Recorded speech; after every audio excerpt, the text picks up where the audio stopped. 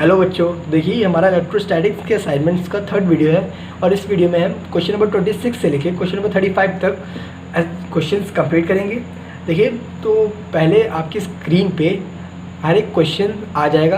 आप पहले अपना वीडियो पॉज कीजिए और उस क्वेश्चन को अटैम्प्ट कीजिए और उस क्वेश्चन को अटैम्प्ट करने के बाद फिर उसके बाद वीडियो प्ले करके फिर उसके बाद सॉल्यूशन देखें।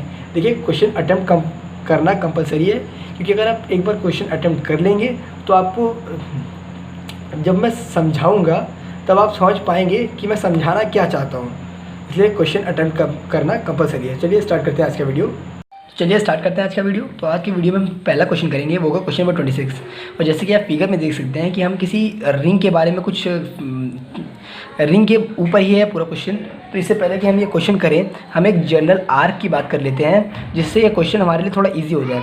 एक आर्क की बात हम जब कर रहे हैं तो देखिए, एक आर्क होता क्या एक्चुअली में, एक रिंग है कोई जिसकी रेडियस है आर।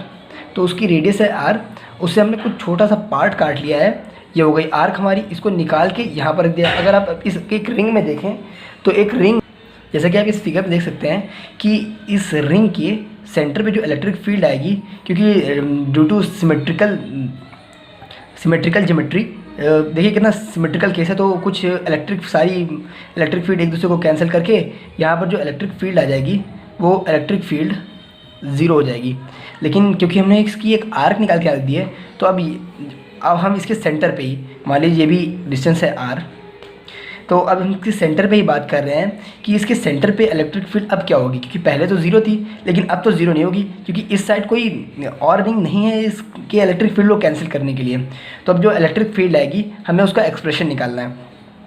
देखिए, इसका एक्सप्रेशन निकालने के लिए हम कुछ ऐसा करते थे, हम इसको दो पार्ट में तोड़ लेते थे और हम कहते थे इसके बीच का जो एंगल है वो है अल्फ़ा। अब हम यहाँ से कुछ थीटा एंगल पे एक डी क्यू चार्ज काट लेते थे। अगर मान लीजिए ये जो हमने इससे पार्ट काटा है, इसमें पूरे में जो चार्ज है वो है कैपिटल क्यू, और ये डिस्टेंस तो है ही आर। हम इससे थीटा एंगल पे एक डी क्यू चार्ज काटते थे, और जो इलेक्ट्रिक फील्ड वो प्रोड्यूस करता था वो कुछ इस डायरेक्शन में आती थी, क्योंकि हम इलेक्ट्रिक फील्ड के लिए एक हमेशा पॉजिटिव चार्ज यूज़ करते हैं।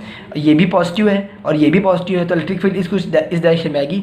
हम पॉजिटिव चार्ज इसलिए यूज़ करते हैं क्योंकि हमने डिफिनेशन पढ़ी है कि हम एक यूनिट पॉजिटिव चार्ज पे इलेक्ट्रिक फील्ड हमेशा चेक करते हैं। तो पॉजिटिव चार्ज है तो इलेक्ट्रिक फील्ड कुछ इस डायरेक्शन में आएगी, और क्योंकि डी क्यू की वजह से है तो कुछ डी ई इलेक्ट्रिक फील्ड आएगी।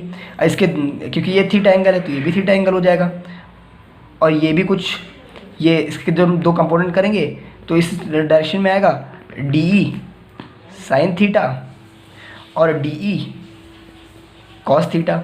अब देखिए, क्योंकि इसके सेंटर पे इस साइड पे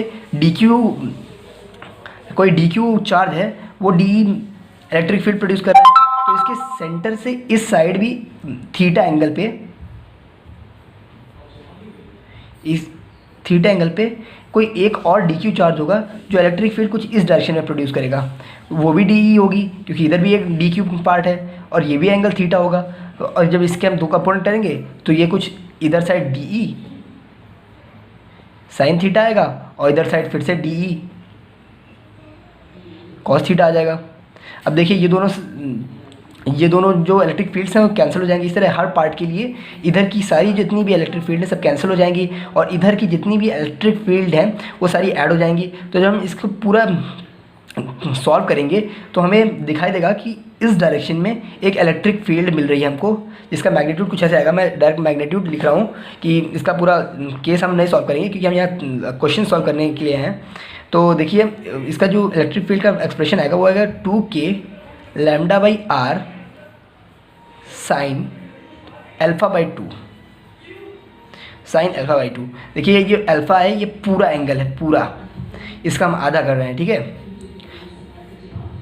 तो ये इलेक्ट्रिक फील्ड का एक्सप्रेशन आ जाएगा।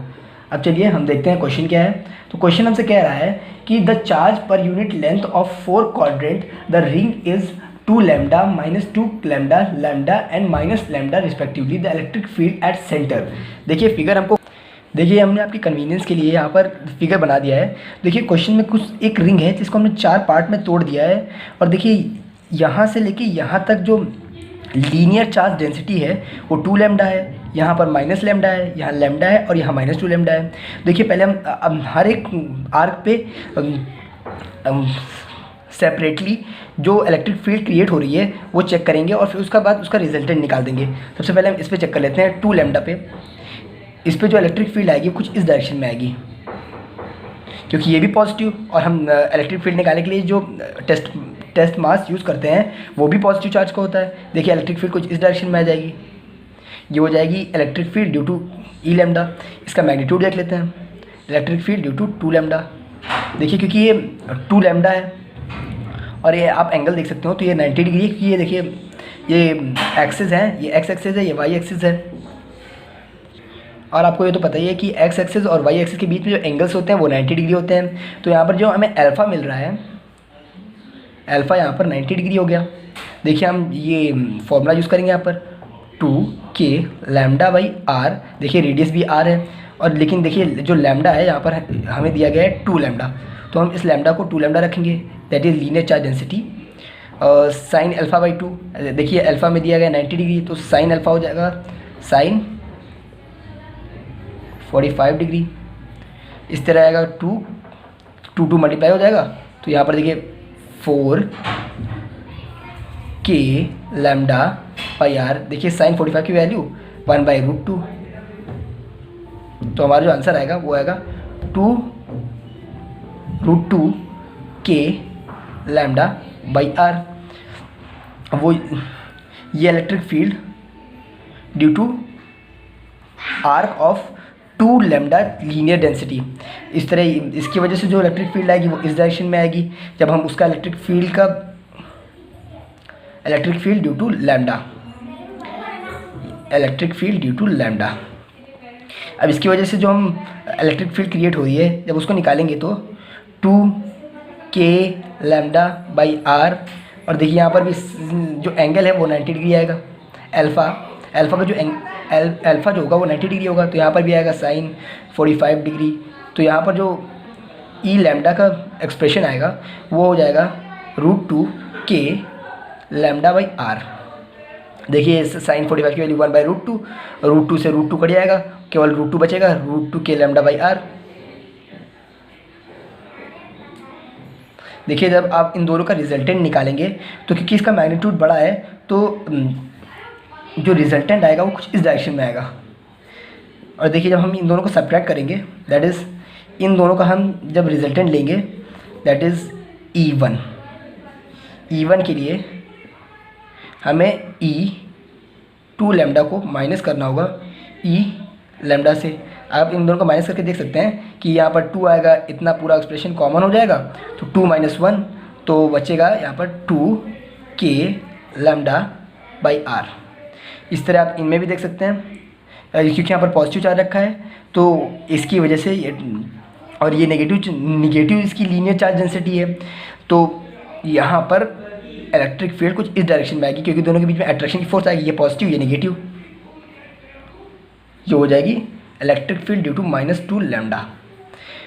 देखिए यहाँ पर मैग्नीट्यूड तो दोनों का सेम ही आएगा, जो इलेक्ट्रिक फील्ड होगी वो सेम हो जाएगी, electric field due to -2 lambda.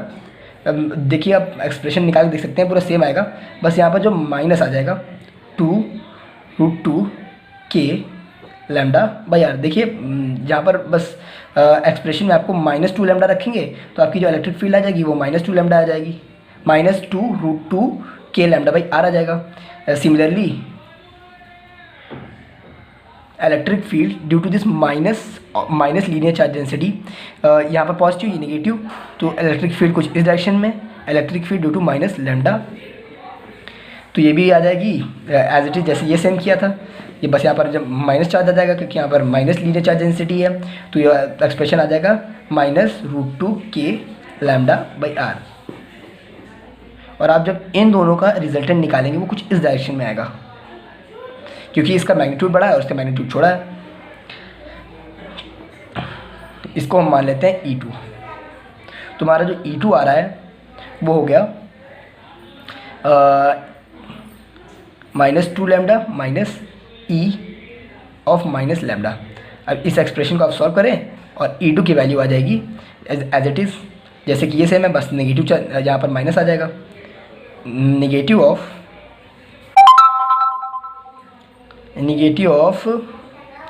√2 के lambda by are.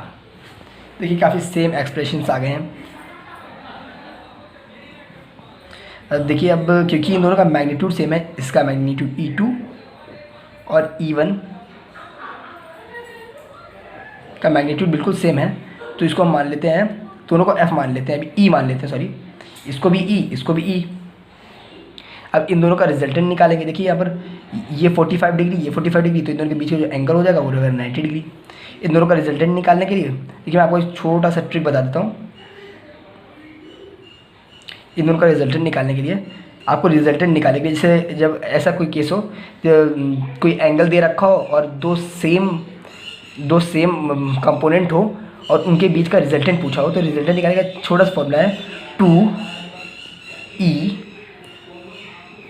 cos θ/2। Theta in दोनों कंपोनेंट के बीच का एंगल हो गया, और E क्योंकि दोनों के जो कंपोनेंट हैं उनका मैग्नीट्यूड इक्वल है, तो ये E जो है वो मैग्नीट्यूड है। देखिए आप जब निकालेंगे तो 2 इंटू ई की वैल्यू हमको दी है √2 के लैम्डा बाई आर। देखिए मैग्नीट्यूड का फ़र्क है, हम यहाँ मैग्नीट्यूड ले रहे हैं इनके, तो cos θ/2 थीटा यहाँ पर दिया है हमको 90 डिग्री, 90 डिग्री का हाफ करेंगे तो 45 डिग्री, ये आएगा 1/√2, 1/√2, √2 कट गया, तो आपका आंसर आ गया 2 के लैम्डा बाई आर। हम यहाँ देखिए मैग्नीट्यूड की बात कर रहे हैं, आर के मैग्नीट्यूड की, तो ये 2 के लैम्डा बाई आर आ जाएगा। के की यहाँ पर वैल्यू रख देंगे, के की वैल्यू हो जाएगी 1/4 पाई एप्सिलॉन नॉट, और 2 लैम्डा बाई आर, 2 से 4 कट गया, आंसर आया 2। और देखिए lambda by 2 pi epsilon naught R. अगर आप देख सकते हो तो ये जो रिजल्टेंट आ रहा है, रिजल्टेंट वो कुछ माइनस आई डायरेक्शन में है। देखिए ये होती है आई कैप डायरेक्शन, ये होती है माइनस आई कैप डायरेक्शन। तो जब हम अपने रिजल्टेंट को वेक्टर फॉर्म में ट्रांसफॉर्म करेंगे तो यहाँ पर आ जाएगा माइनस आई कैप, माइनस आगे आ जाएगा तो आ जाएगा माइनस आई कैप।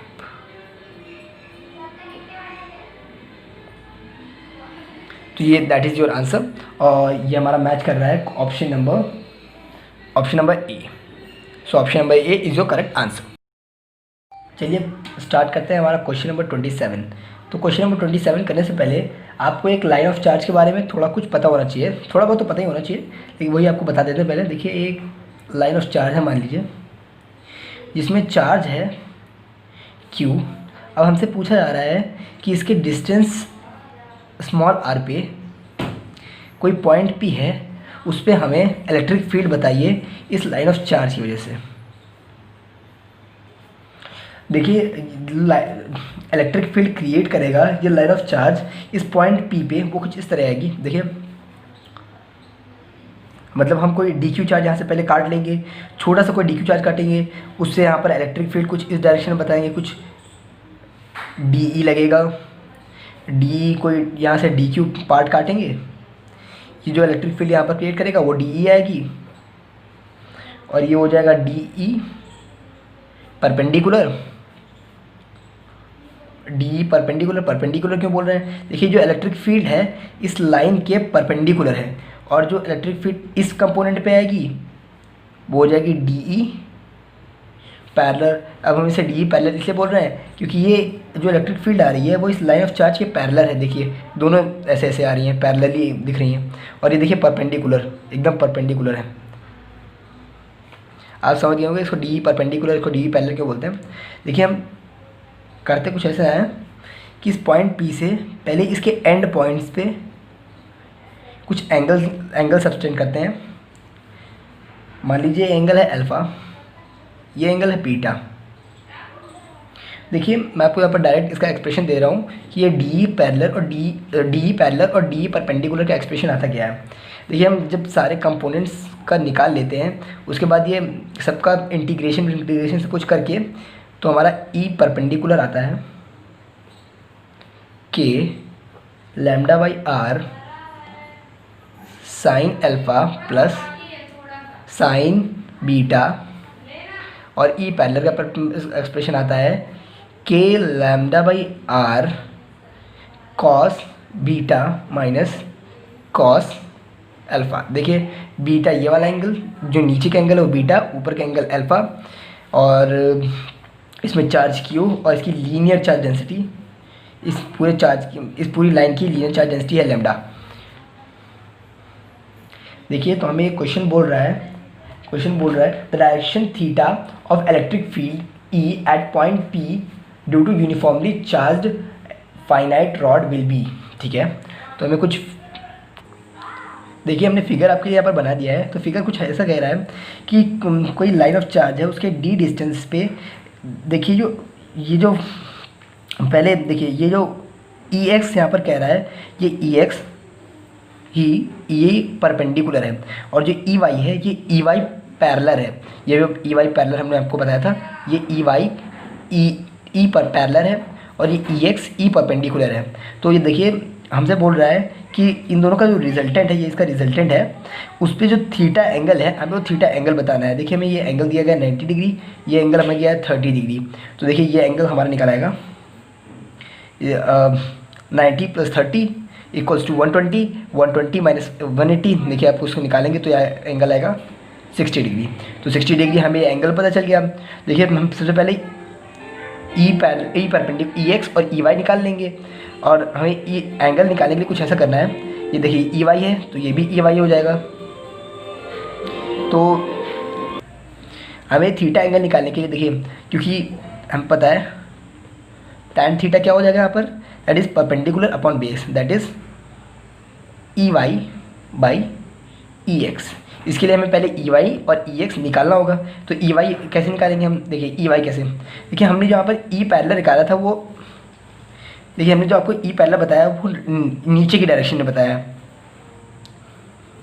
पहले हम ई पैरेलल निकालते हैं, उसके बाद आपको बताते हैं। देखिए यहाँ जो ई पैरेलल निकालेंगे, जो ई पैरेलल आएगा उसकी डायरेक्शन नीचे की तरफ होगी, और यहाँ पर देखिए ऊपर की तरफ है। हम पहले ई पैरेलल निकालते हैं, फिर उसके बाद आपको समझाते हैं। E parallel that is equals to E Y equals to K lambda by R. R देखिए यहाँ पर आपको डी दिया गया है, ये डिस्टेंस लाइन ऑफ चार्ज की फ्रॉम पॉइंट, इसको पॉइंट मानते हैं, पॉइंट पी दिया हुआ है। तो पॉइंट पी क्वेश्चन में दिया ही गया है, तो पॉइंट पी इसकी डिस्टेंस है वो है स्मॉल डी। देखिए यहाँ पर ई पैरेलल के लिए कॉस बीटा क्या होता है, नीचे का एंगल, बीटा नीचे का एंगल। तो कॉस बीटा यहाँ पर क्या हो जाएगा, कॉस बीटा हो जाएगा यहाँ पर 60 डिग्री। तो कॉस 60 डिग्री की value cos 60 degree minus cos alpha. देखिए यहाँ पर जो अल्फ़ा है वो 0 है, तो यहाँ पर कॉस 0, तो एक्सप्रेशन आ जाएगा के lambda by D. Cos 60 degree की वैल्यू हो जाएगी, देखिए कॉस 60 की वैल्यू हो जाएगी, कॉस 60 की वैल्यू हो जाएगी 1/2, और कॉस 0 की हो जाएगी 1, क्योंकि यहाँ पर माइनस लगा तो -1 हो गई। तो इस एक्सप्रेशन को सॉल्व करेंगे, देखिए अब 1/2 में से 1 माइनस करेंगे तो -1/2 आ जाएगा, तो माइनस के लैम्डा बाई 2d। ये आपका E parallel that is E Y.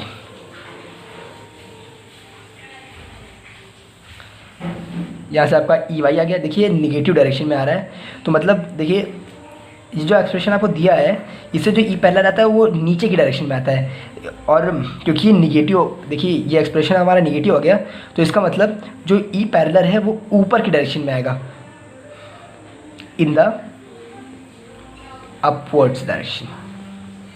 इस नेगेटिव साइन में ये बस ये बता रहा है। देखिए अब इसके बाद हमें क्या करना है, अब हमें ई एक्स निकालना है। ई एक्स निकालने के लिए ई एक्स हमारा क्या है, ई एक्स हमारा इक्वल है ई परपेंडिकुलर के। ई परपेंडिकुलर का फॉर्मूला देखिए हमें यहाँ पर बता रखा है, K lambda by R sine alpha plus sine beta. तो हमारा आ गया के लैम्डा, आर की वैल्यू हमें देखिए डी, साइन अल्फा की वैल्यू है 0, तो sine 0 degree plus sine beta, beta की देखिए हमको 60 डिग्री दे रखा है बीटा, तो हो जाएगा 60 डिग्री, तो हो गया के लैम्डा बाई डी, साइन 0 की value 0 plus sign 60 degree that is √3/2। देखिए ट्रिग्नोमेट्रिक क्वेश्चन रेशियोज आपको याद होनी चाहिए एकदम अच्छे से, टिप पे होने चाहिए आपके। देखिए √3/2 आ गया, तो आपका आंसर आ गया √3 के लैम्डा बाई 2d, ये आपका आ गया EX। अब आपका tan थीटा आ जाएगा यहाँ से, tan theta that is EY by EX। आपका EY आया है के लैम्डा बाई 2d। देखिए हमें निगेटिव साइन केवल डायरेक्शन बता रहा है, तो यहाँ पर रखेंगे के लैम्डा बाई 2d, ये हो जाएगा √3 के लैम्डा बाई 2d, √3 के lambda by 2d, 2d cut गया यहाँ से, और के लैम्डा कट गया, तो आपका tan थीटा आ गया, tan थीटा आ गया आपका 1/√3, और 1/√3 होता है tan 30 डिग्री, तो आपका जो थीटा आएगा वो आ जाएगा 30 डिग्री।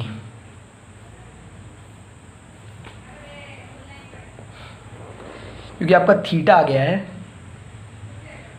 30 डिग्री, आप इस फिगर से बड़े आराम से देख सकते हैं कि जो थीटा है वो एक्स एक्सिस के साथ है, तो at an angle of 30 degree from X axis, और ये आया हमारा ऑप्शन नंबर ए।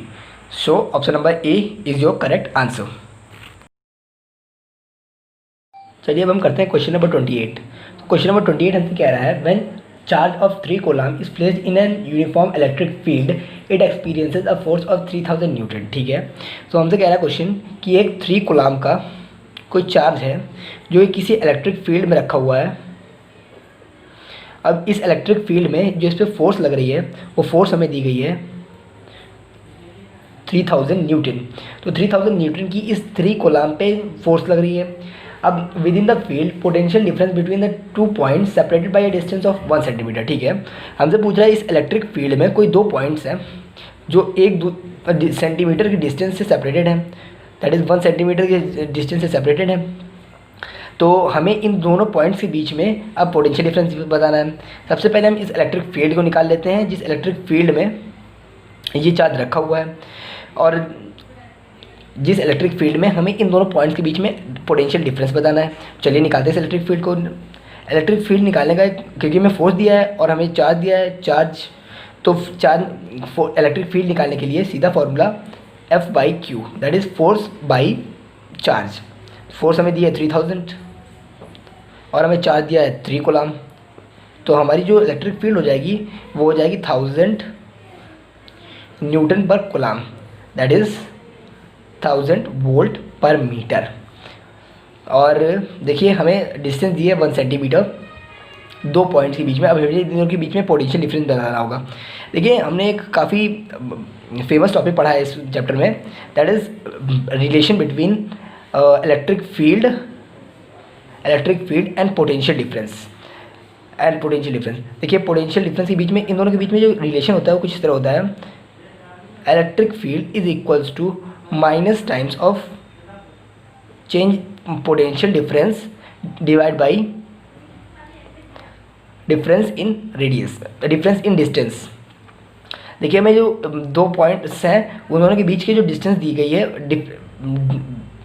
वो 1 सेंटीमीटर। इसको पहले हम मीटर में चेंज कर लेते हैं क्योंकि ऐसा यूनिट में लेके चलेंगे तो इजी रहेगा हमारे लिए।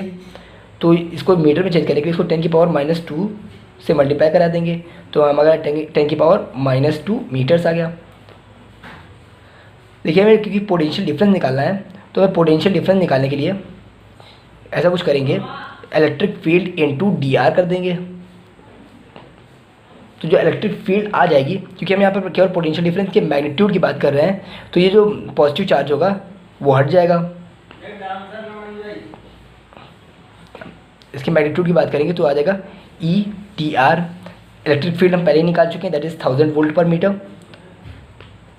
1000, और इन दोनों के बीच का जो रेडियस डिस्टेंस है वो है 10⁻⁻2। अब जो हमारा आंसर आएगा वो आ जाएगा 10 वोल्ट। देखिए यूनिट्स निकालना भी इसी काफ़ी आसान है, इजी ये मीटर्स में और ये इलेक्ट्रिक फील्ड वोल्ट्स पर मीटर में, तो मीटर मीटर कट गया, तो जो पोटेंशियल डिफरेंस आ गया हमारा,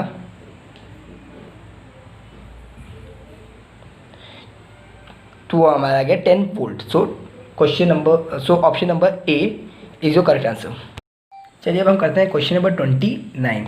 सो क्वेश्चन नंबर 29 से कह रहा है 3 equal charges are placed at 3 corners of an isosceles triangle as shown in the figure. ठीक है, तो क्वेश्चन हमसे कह रहा है कि एक इक्विलैटरल ट्रायंगल है जिसकी कॉर्नर्स पे 3 चार्ज रखे हुए हैं क्यू, हर एक कॉर्नर पे एक चार्ज क्यू रखा हुआ है। ठीक है, the statement which is true for electric potential and the field intensity E at the centre of the triangle is. ठीक है, हमसे क्वेश्चन में पूछ रहा है कि ये जो चारों एक्सप्रेशन दिए हैं, जैसे option A B C D, हमें बताना है कि इनमें से कौन सा ऑप्शन सही है इस इक्विलैटरल ट्रायंगल के सेंटर के लिए। देखिए सेंटर मतलब हमें इनडायरेक्टली ये पूछा गया है कि इसके सेंटर पे जो इलेक्ट्रिक फील्ड और पोटेंशियल होगा वो ज़ीरो होगा या नॉन ज़ीरो होगा। देखिए पहले हम इलेक्ट्रिक फील्ड की बात कर लेते हैं। इलेक्ट्रिक फील्ड एक वेक्टर क्वांटिटी है, तो इलेक्ट्रिक फील्ड एक वेक्टर क्वांटिटी है, तो इसकी कुछ डायरेक्शंस होगी। देखिए इस क्यू की वजह से जो सेंटर पे इलेक्ट्रिक फील्ड आएगी कुछ इस डायरेक्शन में क्यों? क्योंकि हम जो टेस्ट चार्ज यूज़ करते हैं, टेस्ट मास यूज़ करते हैं, वो हमेशा एक पॉजिटिव टेस्ट मास होता है, ये मैं पहले भी आपको बता चुका हूँ। सो जो इलेक्ट्रिक फील्ड आएगी वो कुछ इस डायरेक्शन में आएगी, और इस क्यू की वजह से इस डायरेक्शन में, इस क्यू की वजह से इस डायरेक्शन में। देखिए तीनों चार्ज पॉजिटिव हैं और हमने टेस्ट चार्ज भी पॉजिटिव लिया है, तो इलेक्ट्रिक फील्ड कुछ इस डायरेक्शन में आएंगी। देखिए क्योंकि ये तीनों एक दूसरे से 120 डिग्री के एंगल में है, तो ये काफ़ी सिमेट्रिकल केस है। इस केस में जो इलेक्ट्रिक फील्ड आती है वो आती है ज़ीरो। सो इलेक्ट्रिक फील्ड तो ज़ीरो हो गई। अब देखिए अब पोटेंशियल की बात कर लेते हैं। अब आपकी इलेक्ट्रिक पोटेंशियल एक वेक्टर क्वांटिटी नहीं है, इलेक्ट्रिक पोटेंशियल आपकी एक स्केलर क्वांटिटी है। आप क्योंकि इलेक्ट्रिक पोटेंशियल आपकी स्केलर क्वांटिटी है तो उसकी कुछ डायरेक्शंस तो होंगी नहीं। देखिए इस क्यू की वजह से जो सेंटर पे जो इलेक्ट्रिक पोटेंशियल लगेगा वो कुछ इस तरह होगा। अगर ये डिस्टेंस मान लीजिए L है तो एक KQ/L आ जाएगा, और इसकी वजह से भी KQ/L, इसकी वजह से KQ/L।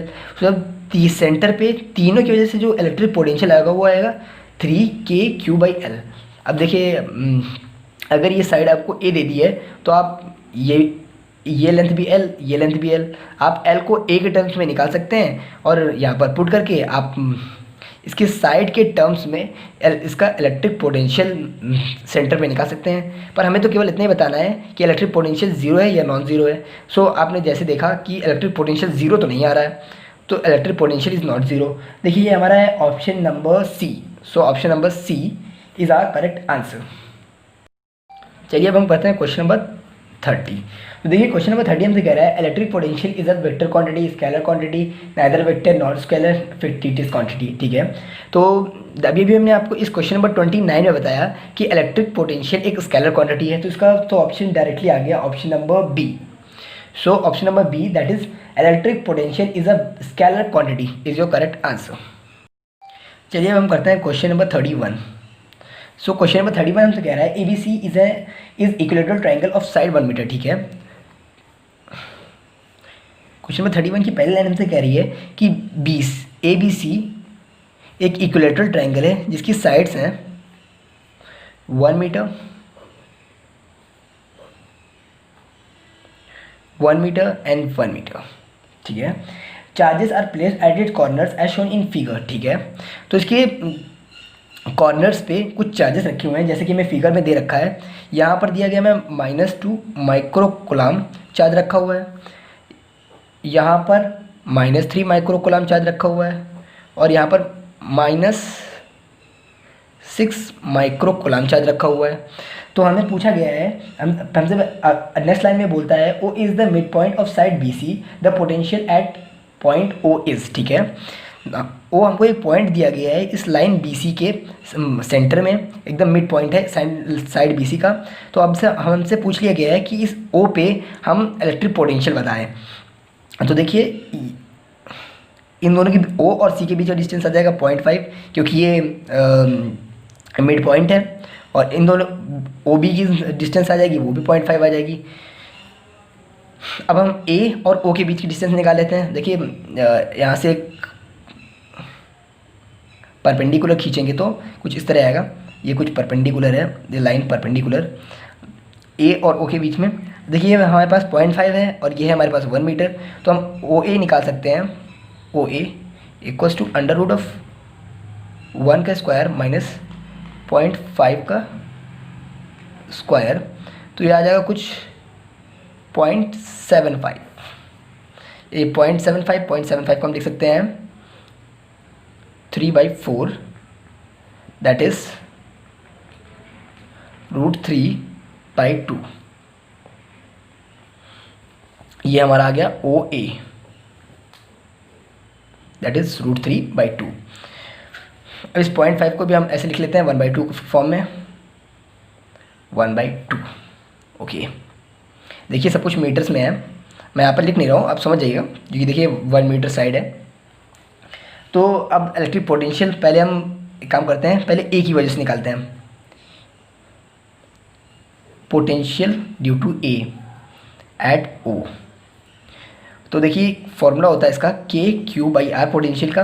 तो के को हम एज इट इज रखते हैं अभी, और Q हमको दिया है -6 माइक्रो कूलम, और R हमारे पास है अभी हमने निकाला √3/2, दैट इज √3/2 के, ये 2 को ऊपर भेज दीजिए, -12 माइक्रो बाई √3। अब हम पोटेंशियल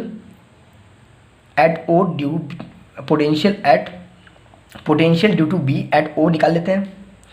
तो ये हो जाएगा, ये भी हो जाएगा, कुछ फॉर्मूला ये लिखा है। देखिए बी पे जो चार्ज रखा हुआ है -2 माइक्रो कूलम है, और देखिए डिस्टेंस इन दोनों के बीच की है 0.5, दैट इज़ 1/2 तो 2 ऊपर चला जाएगा, तो ये आ जाएगा -4 माइक्रो के, हाँ बस इतना ही आ जाएगा। और V due to C at O के, और देखिए C पे जो चार्ज रखा है वो -3 माइक्रो कूलम है, और ये जो डिस्टेंस है वो 0.5 है, 0.5 दैट इज़ 1/2, तो 2 को फिर से ऊपर भेज देंगे, तो आपका आ जाएगा -6 माइक्रो के बाई, बस इतना ही आ जाएगा। तो ये आपने सेपरेटली सबके पोटेंशियल्स निकाल लिए हैं। अब इन सारे पोटेंशियल्स को आप ऐड कर दीजिए और आपका पोटेंशियल एट ओ आ जाएगा, ठीक है, दैट इज़ नेट पोटेंशियल। इस potential of O A, potential of B O, potential of C O, ठीक है, -12 के माइक्रो बाई √3, 4 माइक्रो के -6 माइक्रो के। देखिए ये दोनों तो ऐड होके -10 माइक्रो के हो जाएगा। देखिए के और माइक्रो हम कॉमन ले, -k माइक्रो कॉमन ले लेते हैं, -k माइक्रो, और यहाँ पर बचेगा -12/√3, ये हो जाएगा -10। ओके, √3 को कॉमन, √3 का देखिए एलसीएम ले लेंगे तो कुछ ऐसे आएगा। √3 को एलसीएम लेके इसको बाहर ले आइए, 1/√3 के माइक्रो -12 एंड -10√3। अब हम के और माइक्रो की वैल्यू रख देते हैं, -9 × 10⁻9 माइक्रो की वैल्यू 10⁻6 बाई √3, और देखिए √3 की वैल्यू होती है 1.732, 10 से मल्टीप्लाई करेंगे तो 17.32 आ जाएगा, तो -12 -17.32। सॉरी हमने देखिए माइनस बाहर कॉमन ले लिया था, तो यहाँ पर प्लस आएगा, यहाँ पर भी प्लस प्लस प्लस, और यहाँ प्लस और यहाँ पर प्लस। देखिए क्योंकि माइनस पहले ही कॉमन ले चुके हैं बाहर,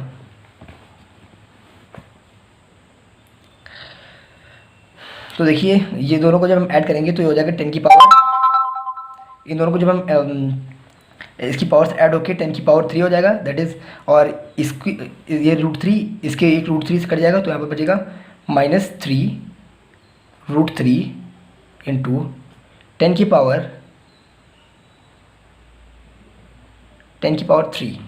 और देखिए इसको जब हम ऐड करेंगे तो कुछ आ जाएगा 29.32। देखिए अब उन दोनों का एडिशन करने से आ गया 29.32। देखिए क्योंकि डिफरेंस काफ़ी बड़ा है, ऑप्शंस में देख सकते हैं आप कि ऑप्शन ए और सी में 10³ आ रहा है, बी और डी में 10⁵ आ रहा है। और डिफरेंस काफ़ी बड़ा है, 10⁵ का डिफरेंस आ रहा है, और बी और डी पॉजिटिव और निगेटिव का डिफरेंस है।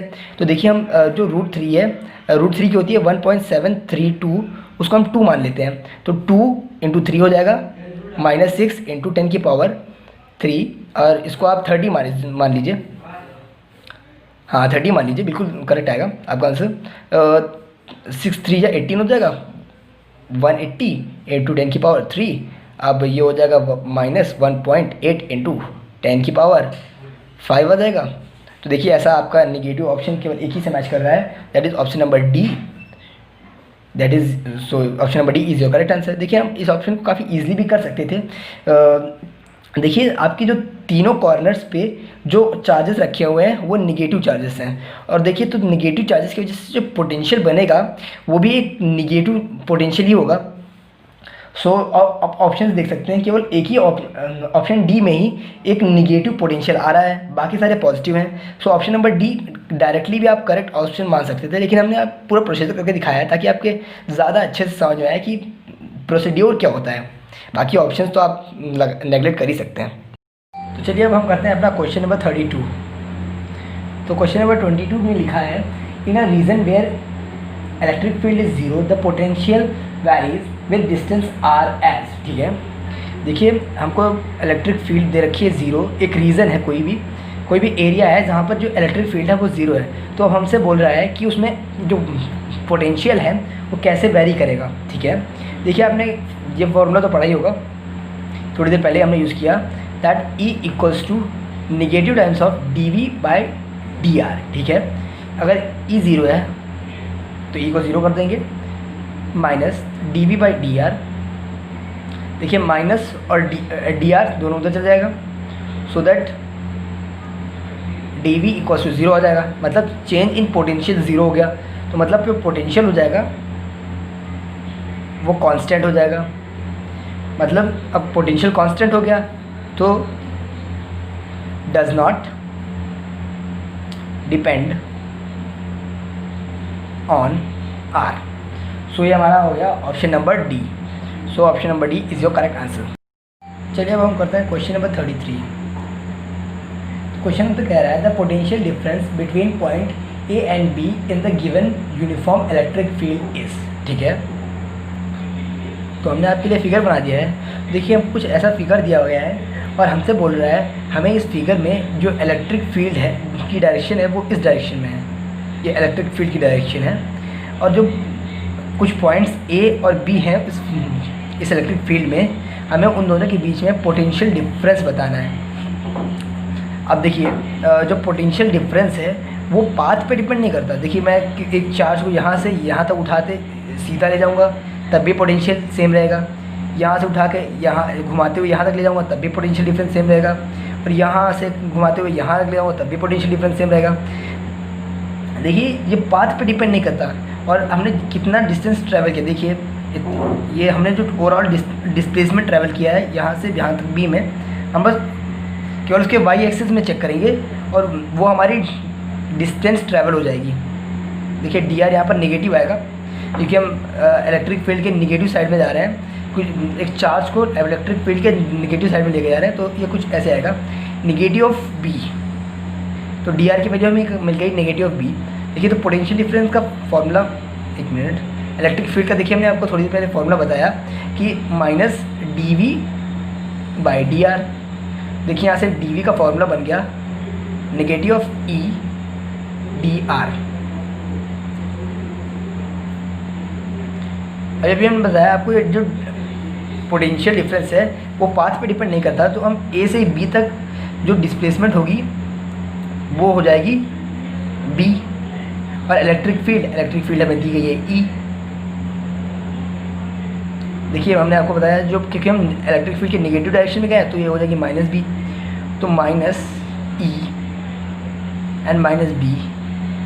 देखिए आ गया आपका ई बी। सो ये है हमारा option number C. So option number C is your correct answer. चलिए अब हम करते हैं क्वेश्चन नंबर 34। क्वेश्चन नंबर 34 हमसे कह रहा है a potential surface and a line of force, ठीक है, intersect at each other intersect at 44 degree, ठीक है। हमें देखिए क्वेश्चन में इनडायरेक्टली ये पूछ रहा है कि जो इक्विपोटेंशियल सरफेसेस होती हैं और जो उनसे जो इलेक्ट्रिक फील्ड लाइंस पास करती हैं उनके बीच में एंगल क्या होता है, ठीक है। देखिए एक्चुअली में जो पोटेंशियल इक्विपोटेंशियल सरफेस में रहता है वो कांस्टेंट होता है। देखिए कांस्टेंट होने से क्या मतलब हो सकता है, पोटेंशियल का फॉर्मूला भी हमने बताया D V equal to minus E dot D R, ठीक है। देखिए ये डॉट प्रोडक्ट है, ये दोनों वेक्टर क्वांटिटीज़ होती हैं और ये एक स्केलर क्वांटिटी है। देखिए हमने इसका डॉट प्रोडक्ट लिया है माइनस ई डॉट, ये वेक्टर हटा देते हैं, अब हम यहाँ पर लगा देते हैं कॉस थीटा। देखिए डॉट प्रोडक्ट को ओपन करेंगे तो कॉस थीटा आएगा। तो अब देखिए चेंज इन पोटेंशियल अगर कांस्टेंट होगा, चेंज इन पोटेंशियल अगर ज़ीरो होगा तो पोटेंशियल कांस्टेंट हो जाएगा। तो देखिए potential zero, change in potential zero कब हो सकता है, जब ये electric field zero, electric field कुछ तो इलेक्ट्रिक फील्ड होती है हमेशा एक ही पोटेंशियल सरफेस में। इलेक्ट्रिक फील्ड हमको गिवन रहता है कि जो इलेक्ट्रिक फील्ड वो भी ज़ीरो नहीं है और जो चेंज इन डिस्टेंस है, जो पॉइंट्स के बीच में डिस्टेंस है जिनके बीच में हमें पोटेंशियल डिफरेंस निकालना है वो भी ज़ीरो नहीं है। तो अब एक ही तरीका बचा, कॉस थीटा ज़ीरो हो गया, कॉस थीटा ज़ीरो होगा, कॉस थीटा ज़ीरो होगा तभी चेंज इन पोटेंशियल ज़ीरो हो जाएगा। तो अगर कॉस थीटा ज़ीरो है तो थीटा की वैल्यू आ जाएगी 90 डिग्री। ओके, तो देखिए इक्विपोटेंशियल सरफेस में जो angle between the equipotential surfaces and the electric field lines वो 90 डिग्री होता है। इसीलिए जो पोटेंशियल होता है वो कांस्टेंट हो जाता है, क्योंकि थीटा 90 डिग्री होने की वजह से जो चेंज इन पोटेंशियल आता है वो ज़ीरो हो जाता है। देखिए कुछ ऐसा बन के फिगर आ जाता है, ऐसे फिगर हमको दिखा देते हैं, या प्लेन की बात करते हैं किसी, तो देखिए ऐसे, ये देखिए जो सरफेस है, सरफेस कुछ ऐसे है और इलेक्ट्रिक फील्ड लाइन इसके ऐसे पास कर रही है और इनके बीच में जो एंगल आ गया है देखिए 90 डिग्री का आ गया है। देखिए ऐसी सिचुएशन आती है जिस वजह से पोटेंशियल कांस्टेंट हो जाता है। चलिए अब हम करते हैं क्वेश्चन नंबर 35। क्वेश्चन नंबर 35 हमसे कह रहा है which of the following is a volt, ठीक है, अर्ग पर सेंटीमीटर, जूल पर कोलाम, अर्ग पर एम्पियर, न्यूटन पर कोलाम इंटू मीटर स्क्वायर, ठीक है। देखिए क्वेश्चन तो क्या पूछ रहा है वोल्ट की यूनिट्स, और देखिए हमको वोल्ट की यूनिट्स काफ़ी अलग अलग तरीके में लिखी है। पहले हम एक काम करते हैं, वोल्ट की जो डायमेंशंस हैं वो पहले निकाल लेते हैं। देखिए वोल्ट जो होता है वो होता है, देखिए क्योंकि ये आया है क्योंकि होता है पोटेंशियल एनर्जी बाई चार्ज, तो एनर्जी की जो यूनिट्स हो गई, देखिए पहले potential energy, that is potential energy by charge. Potential energy की यूनिट्स क्या होती हैं, ml स्क्वायर T-2, ये इसके डायमेंशंस हैं एनर्जी के, Q के AT, ठीक है। हमने इसके डायमेंशन निकाले, that is ml square T ऊपर गया तो ये होगा -3 और A इनवर्स, ठीक है। अब हम पहले एक एक यूनिट से ऑप्शन नंबर ए चेक करते हैं। ऑप्शन नंबर ए हमसे कह रहा है अर्ग पर सेंटीमीटर, ठीक है। अर्ग जो होती है वो होती है एनर्जी की यूनिट होती है, तो इसको भी हम ml square T-2 by L लिख सकते हैं, तो हो जाएगा ml T-2। ये तो नहीं हो गई, तो ये ऑप्शन तो गलत हो गया। अब ऑप्शन बी चेक करते हैं। ऑप्शन बी है जूल्स पर कोलाम, ठीक है, जूल्स भी एनर्जी की यूनिट हो गई, that is ml square T-2, और नीचे दिया है कोलाम हो गया AT, जैसे कि यहाँ पर लिखा है हमने चार्ज की यूनिट कोलाम, तो ये हो जाएगा डायमेंशंस AT, तो हो जाएगा, देखिए पहले ml स्क्वायर T ऊपर गया, T हो गया -3 और A ऊपर गया तो A इन्वर्स, देखिए तो मैच कर गया, तो ये ऑप्शन बी तो करेक्ट हो गया। फिर भी आगे के क्वेश्चन चेक कर लेते हैं ऑप्शंस। ऑप्शन थर्ड कह रहा है हमें अर्ग पर एम्पियर, ठीक है, ml² t-2/एम्पियर, एम्पियर होती है ए, ठीक है, ये हो गया ml² t-2 A इनवर्स। ये तो गलत हो गया, देखिए, क्योंकि यहाँ पर t⁻³ यहाँ t⁻² आ रहा है। डी है न्यूटन पर कूलाम इंटू मीटर स्क्वायर, ठीक है। देखिए न्यूटन जो है वो फोर्स की यूनिट है, फोर्स की जो डायमेंशन होती है वो होती है ml² t-2 और नीचे है कूलाम इंटू मीटर स्क्वायर, ठीक है। कूलाम का हो गया AT और मीटर स्क्वायर का L²।